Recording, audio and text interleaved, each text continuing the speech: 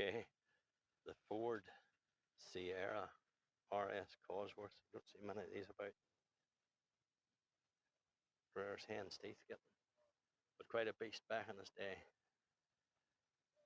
It's really put Ford in the market for the big boys. As you can see, it's really cleaned up well today.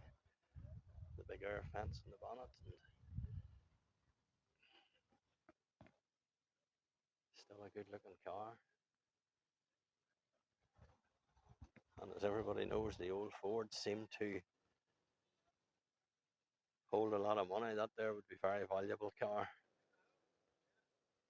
I know it's a wee bit dated and it's.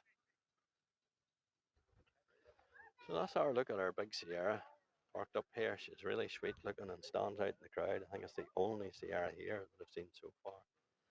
So the old Ford never die, they just go faster, as they say.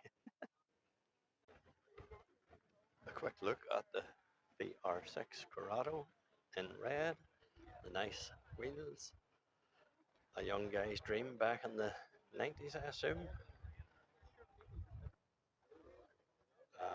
A lot of young fellas would have liked that.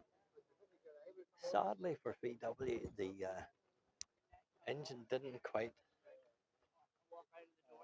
give the thrill that you'd have been looking back then.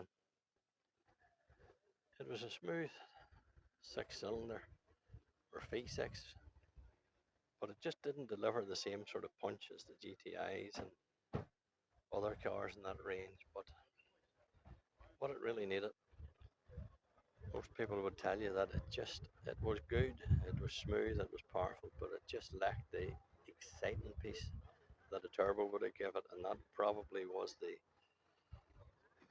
fault with them, if you could call it that. But other than that, good looking car, good strongly built car. Again, just that wee bit of pip is what was missing. So that's our little few of one of them. Nice car.